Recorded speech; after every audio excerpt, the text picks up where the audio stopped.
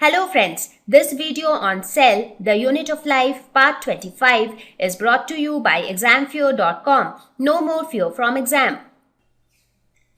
So when we talk about prokaryotic cell, we don't really need to talk much about it because they again do not have any membrane bound cell organelles. However, they do have the genetic material. So now whatever part they have, we will quickly discuss about them. So first we will look at the characteristics of a prokaryotic cell. So as the name says, pro means before, karyon means nucleus. So this was the cell which existed before nucleus. So when nucleus, the cell without any nucleus. So membrane bound organelles are absent here. You do not see any mitochondria, any Golgi body or any lysosomes here.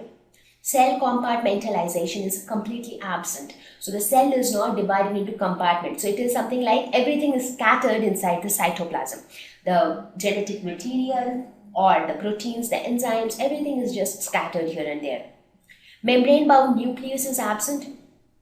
Now, in case of eukaryotic cells, nucleus was bound or surrounded by a nuclear membrane, and inside that, the genetic material was properly organized. But in this case, there is no membrane bound nucleus. However, genetic material is present, but that is just scattered in the cytoplasm. Genetic material is present, as I mentioned just now. Now, where do we see this prokaryotic cell? It is seen in the kingdom Monera, where we talk about bacteria, and it is also seen in archaebacteria and the blue-green algae. So those are the organisms where a prokaryotic cell exists. So in this case, all intracellular components, all the cellular components are located together in the same volume enclosed by the cell membrane. So when you talk about the shapes of prokaryotic cells, again they exist in a variety of shapes which we'll see very soon. For example, if you talk about bacteria, they can be rod shaped.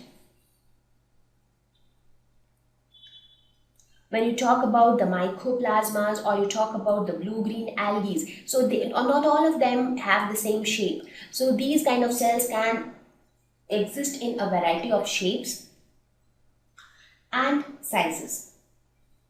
So now we will discuss about the structure of a prokaryotic cell, even though the structure is now not going to be that complex. So it has a cell envelope. So here the cell envelope which we have is little different from what we had in case of eukaryotes. In eukaryotes, what all did we have as part of the cell envelope or cell covering? We had a cell membrane which was common to both plant and animal cells, and we had a cell wall which was present only in plant cells. Here as part of cell envelope we have three layers, that is glycocalyx, cell wall and cell membrane. Now we will discuss about each of them in detail in the next slide, but these are the three layers which are present as part of the cell envelope. So where do we see them? This is the glycocalyx, this is the yellow one is the cell wall, and the green one is the cell membrane. So these are the three layers. So we will talk about it in the next slide. Next is cytoplasm, which is the fluid filled space. This blue colored structure is the cytoplasm. It contains all the enzymes, cell components and organic molecules. So everything is present in this cytoplasm. Next is the genetic material. It contains the genetic material is again scattered in the cytoplasm, but there is one area where most of the genetic material is present. So that is little dense. So this is your genetic material. So genetic material consists of DNA, which can be single DNA or circular DNA. Now some genetic material is also present like this, small chunks of genetic material. So these circular DNA structures are known as plasmids.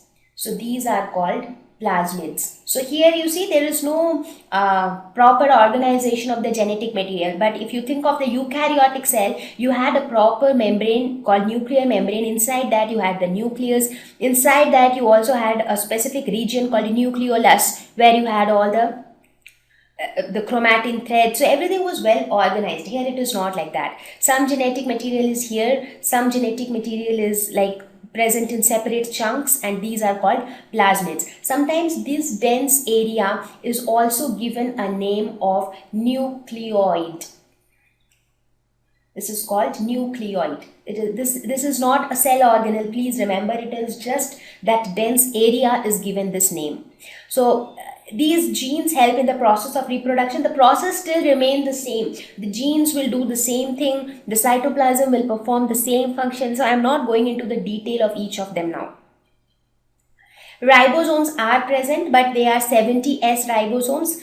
So where are the ribosomes? These small structures are the ribosomes, and they help in protein synthesis. So the function of ribosomes again will remain the same, just that their size are little smaller than what they were in eukaryotes.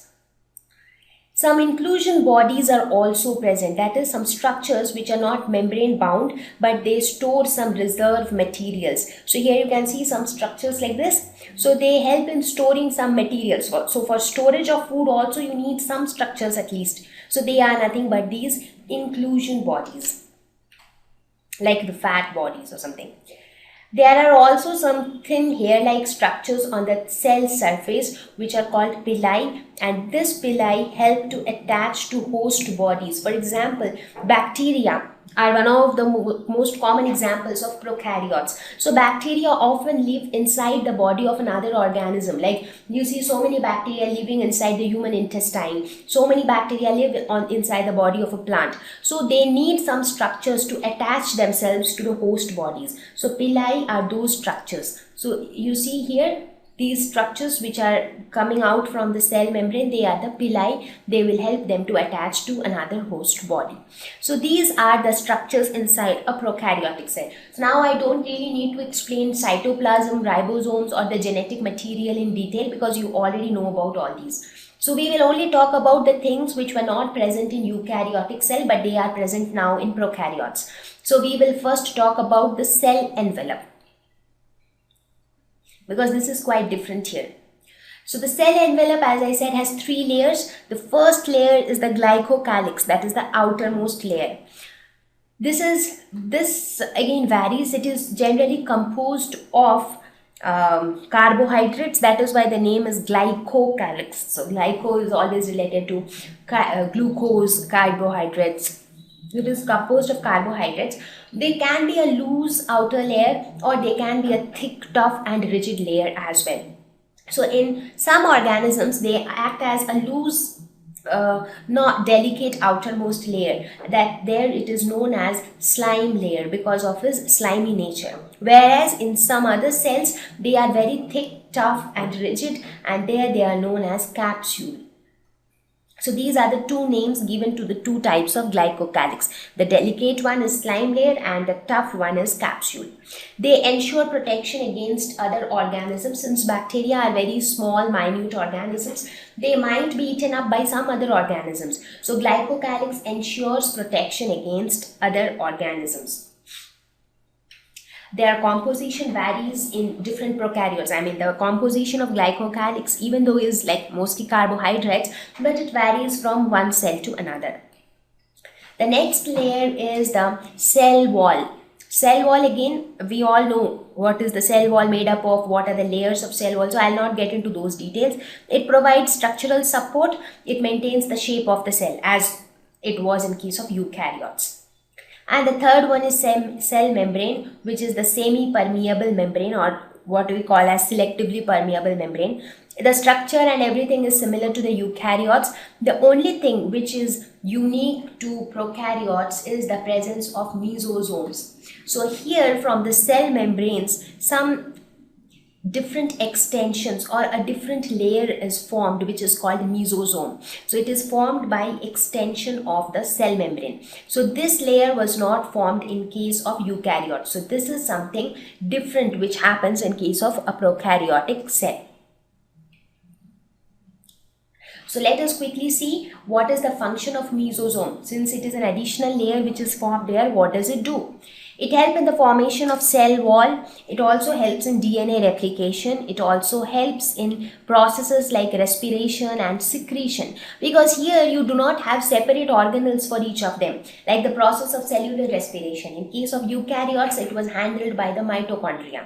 The secretion processes was handled by the Golgi bodies, but here you do not have separate organelles. So all the different tasks need to be handled by these few cell components. So mesosome takes up some of the activities.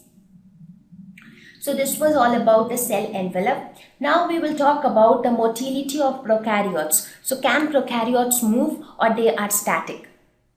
Of course they can move. However, there are few prokaryotes which cannot move. So they can be motile or non-motile. So let me give you some examples of motile prokaryotes and non-motile prokaryotes. When you talk of motile prokaryotes, most of the spiral bacteria or the bacillus bacteria, they are all motile. So examples of motile bacteria would be the spiral bacteria or the bacillus ones, the cylindrical ones. When you talk about non-motile bacteria which cannot move, most of the coccus or cocci, which are the spherical bacteria, they cannot move. So it depends. Some of them can move, some of them cannot move. So how do they move? So for that they have this structure called flagella. So flagella's wave-like motion helps in the movement of the prokaryotes. Now we have already talked about flagella in case of eukaryotes, but still we want to talk about flagella in prokaryotes because the structure of flagellum in case of prokaryotes is little different than what we studied in case of eukaryotes. So that is why we are talking about it once again. So here the structure is little different. So here the flagellum is composed of the protein flagellin, and it has three main parts. Filament, which is the longest part. So this entire part is the filament, and it extends from the cell surface to the outside. The next part is the hook, and the third part is the basal body. So these are the three parts. So basal body is the area where it attaches to the organism's cell surface. So that is the basal body. After that, the next area is hook, and then it is followed by the filament. Now when the movement happens, it basically has a motor-like structure inside which rotates. So that motor-like structure actually drives the wave motion of the filament. So that is how the flagella moves. We will not get into the mechanism of movement of flagellum right now because that is quite complex at this level. But for you should understand that the prokaryotes flagellum are not exactly identical to the eukaryotic flagellum. Thank you. Please visit www.examfear.com to watch more videos, attempt free online test, get free study material, find tutors and mentors. Thank you once again.